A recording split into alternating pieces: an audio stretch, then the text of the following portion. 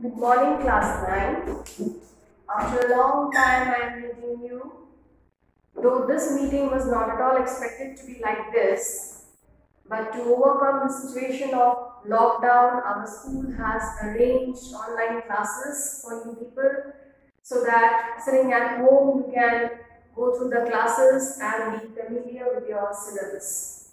So students, today I am going to start with a new phase of a computer. New phase in sense, a new view about a computer.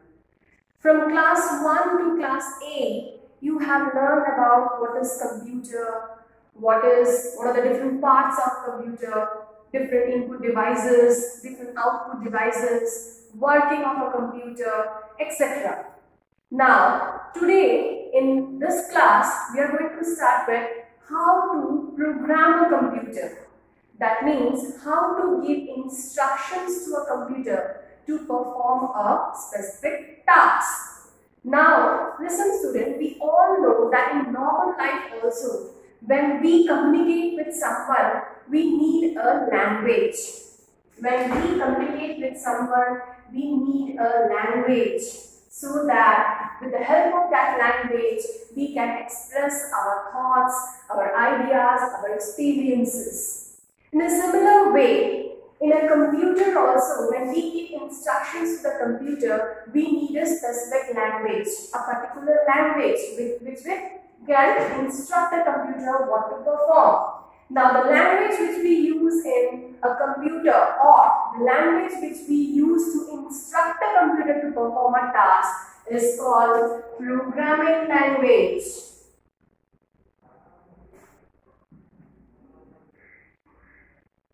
Okay, so programming language is nothing but a set of instructions given to a computer so that the computer can perform the task properly for you. Now, these programming languages are of two types. One is your low-level language and the second one is your high-level language. This low-level language we have read earlier also about when we were discussing about the different generations of languages. At that time we have seen or learned that the first generation language was called low-level language. Low-level language, the other name of low-level language is machine language because it is made for the machine to understand and it is composed of zeros and ones. Do you remember that? That the first generation language which supports this particular language was the low-level language or machine-level language which was composed of zeros and ones. That means this language is only dependent on the machine. It is made for the machine to understand. Whereas the language which we human understand is your high-level language which is composed of simple English words which we understand. So there are two types of programming languages, low-level language or machine language, whereas on the other hand we have high-level language or you can say it is a language which a human understand and use. Now, this programming paradigm or programming language is built on two paradigms, programming or you can say paradigms or structure. It is of two types. One is your procedural language, procedural programming language, and the other is which is there in your first chapter, that is your object oriented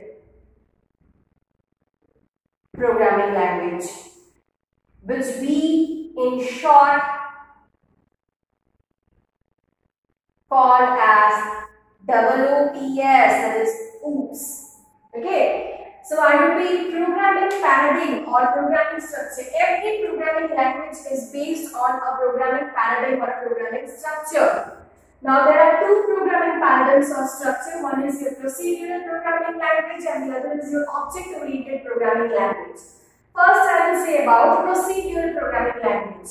Procedural programming language means where the instructions are followed in a systematic or in a sequence order.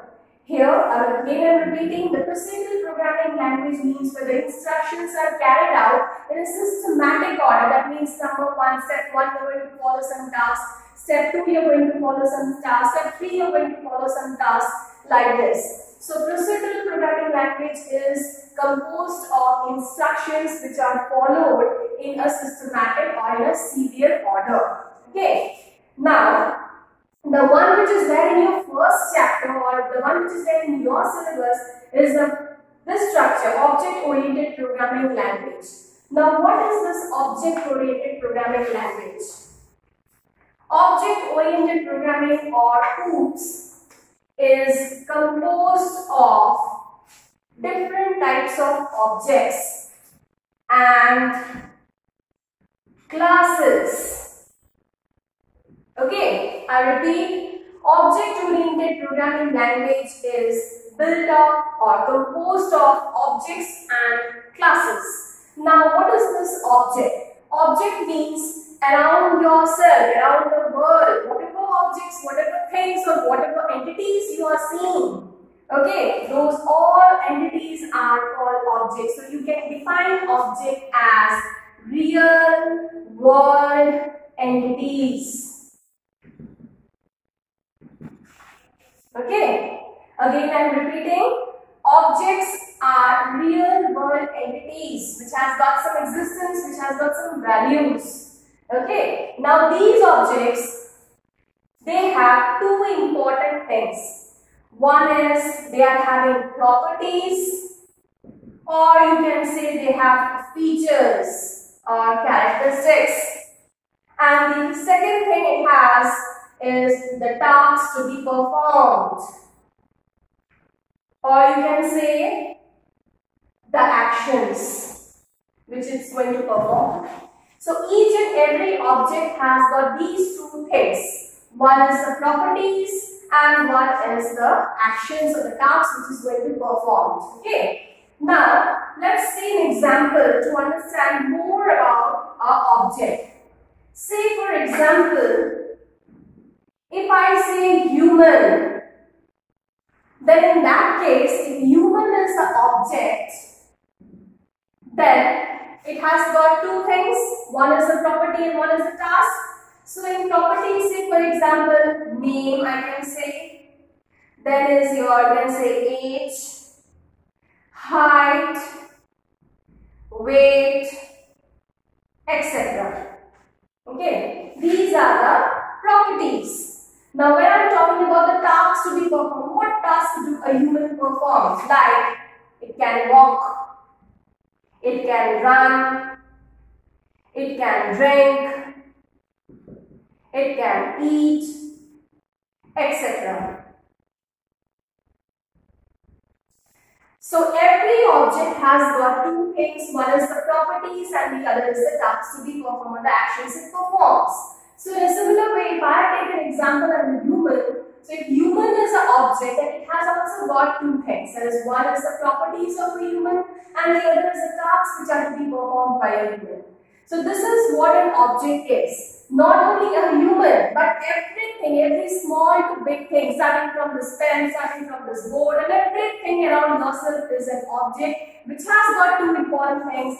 That is the properties and the tasks to be performed. Every object has got these 2 points. Now, so OOPS concept or object-oriented programming language or language system is based on this objects, and the other point is your class. Now, what is this class? This class is nothing but a blueprint.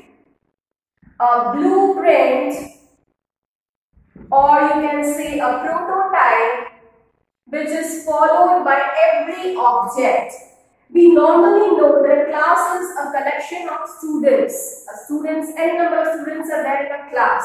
So in a similar way, here also in a class, there are number of objects. That means collection of objects is called a class. So here you can say class is the number of objects also. Class is a blueprint or a prototype based on which object will be there or created. So object has to follow the blueprint of a class. Okay, again I am repeating. Say for example, when we are building a house, before building the house, we design just a blueprint of a house, as where the different rooms will be there, where the kitchen will be there, where the bedrooms will be there, where the bathrooms will be there. Everything we design or map out. Okay, so based on that map, we build our home or any kind of, you can say, monuments or buildings. So in a similar way, class is a blueprint which should be followed by the object. Object follows the blueprint of that class and accordingly it does its work. And also a class can consist of number of objects. So one point I can add to an object is an instance of a class. Instance of a class, that means class or object you can say is an example of a class. If I say class A, so and if I pick one student like A1 or B1 or C1, so these are all the objects of a class A. Now, as I have given one example of object, I am going to show you one example of class. See, as I said just now, that in an object we have two things, properties and tasks to be performed. Similar way, class is also having two things. That is, one is your properties, which are also called variables. Class has also got two things similar to object. That is, one is your property, which is also called variables, and the other is the task, which is also called methods. These two terms are applicable for object also. Here also the properties of an object are called variables and the tasks are called methods. So here in class also it has got these two things. So say for example, if I take a student as an example of a class. So if student is a class, then what are the properties of a student? Again, name, roll number, date of joining, etc. So these are the properties, or you can say variables. Whereas what are the tasks of a student? Read, write, talk. These are the actions or methods of a student class. Now, as I said here one point, that class consists of number of objects, and each and every object has got these properties and tasks inbuilt into the object. When I am talking about object, it has got two things, as I said just now. One is your properties and the other is your task. Now these two things, or these 2 points in every object is bound together into a single unit, which gives a security or safety to the object, so that another object of that same class or of another class cannot mishandle or misuse them. Say for example, I have got 2 classes over here. One named class A and the other is class B. Here I have got 3 objects. Object OB1, OB2, OB3. Here also I am having again 3 objects. OB4, OB5, OB6. So we can see here, this is separate 2 classes where 3 objects are there individually. Now, and in each object, there is a property, there is a task. Property I am writing as P and task as T. Every object has got these things. P and T. Okay. Now, what I said just now over here, that In every object, properties and tasks are bound together. They are bound together closely into a single unit so that other objects of the same class or of a different class cannot misuse them. So here also the same thing is there. Say for example OB1. Here the properties and tasks are bound together into one unit so that the object of the same class or the object of the different class cannot use them. So this is what a safety which is provided in this object-oriented concept, which is not there in procedural language. Okay, in procedural programming language, there is no safety or no security of the data and variables over there because they are open. And that's why any data of the outside functions or outside of the class or anything like that can misuse or mishandle them. Whereas the safety or security of the data is there in object-oriented programming language because each of the objects are binding together these properties and tasks together in a single unit so that it cannot be mishandled or misused by any of the other objects. So this is a great feature, the most important advantage of OOPS concept, which is not there in any other programming language back then. Now, this object-oriented programming consists of, say for example, and this is object-oriented. Here is the class. Here is we have learned about the object, and the other four concepts are: one is your encapsulation, abstraction, polymorphism, and the last one is your inheritance. These all make up an object-oriented programming system. Class and object I have already discussed. Class is a collection of objects, a blueprint that an object should follow, and consists of n number of objects, whereas object is just an example of a class. And a class and an object, they both have two important things. One is the properties and the other is the tasks to be performed by that particular class or particular object. Now, apart from these 2 points, object-oriented programming has got these 4 basic concepts also. The one is your encapsulation, the other is your abstraction, third one is your polymorphism, and the fourth is your inheritance. Now, one thing I would like to say before starting with these 4 concepts, that is, what is the need of creating object if we have a class? The thing is, creation of an object is necessary when a class communicates with another class. Say for example, this is class 1, this is class 2. Okay, these are the 2 different classes I have created. Now, if you want to communicate, if you want these 2 classes to communicate with each other, in that case, it cannot communicate until and unless you create an object of those class. That means you have to create an object of this class and then you have to create the object of this class. Object 1 of class 1, object 2 of class 2, and then the communication will be there between these 2 objects. Again, I repeat.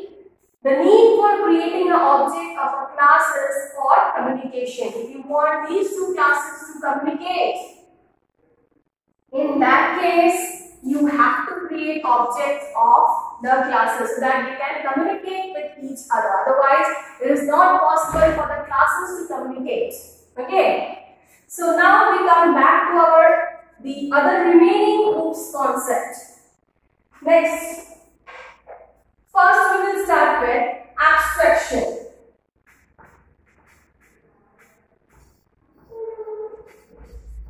I am just writing over here the basic OOPS, that means object-oriented programming concept.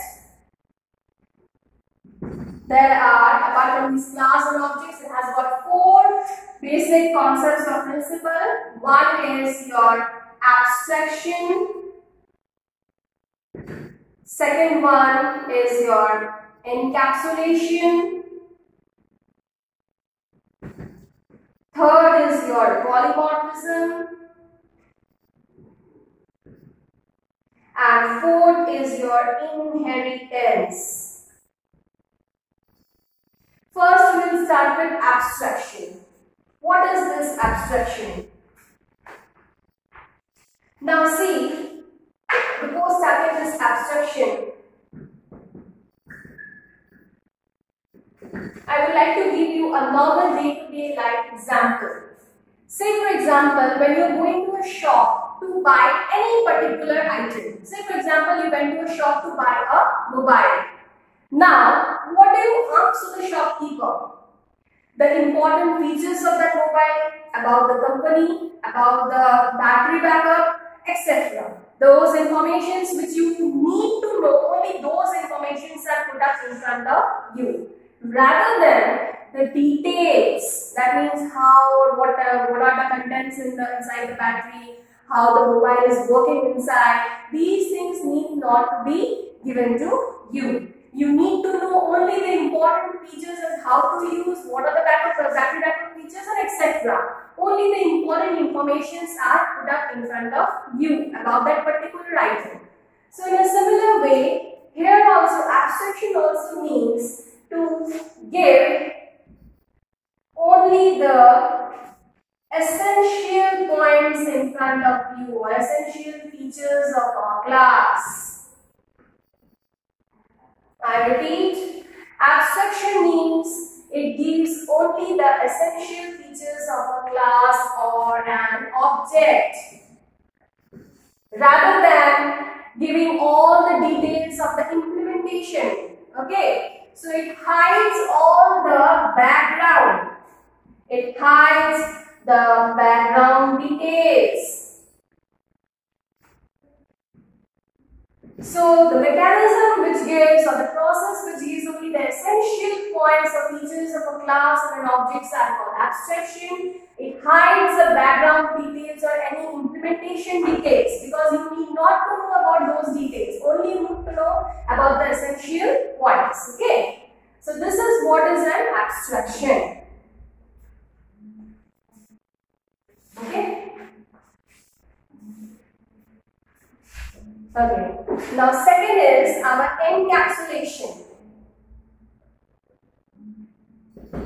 Encapsulation means, just as I said before, that in every object you have got two things. One is your properties and the other is your tasks. Or you can say properties, that means variables, and the methods. They are bind together inside a function, inside a variable object, so that it cannot be misused or mishandled. So this is what encapsulation is. This process by which an object binds together a variable and a method inside into a single entity, that is called encapsulation. Encapsulation, or you can say data hiding, where the data are hidden inside a object, and this is a security, you can say. It is the basic, these are the basic principles, because these are the basic security which are given to each and every object in a class. So encapsulation, again I am repeating, which is also called data hiding. That means here in each and every object the variables and methods are bind together into a single unit, so that they cannot be used or misused by any of the objects of the class. So this security, or this process by which the properties or tasks are bind together, this is called encapsulation. Okay. So I am writing over here, this is the binding of variables and methods in a single unit, so that it cannot be misused by the outside objects. Okay. So this is what is encapsulation and abstraction. Okay. So remaining are these two points which I will be discussing in our next class. With this, I am ending my class over here. Stay home, stay safe. Thank you.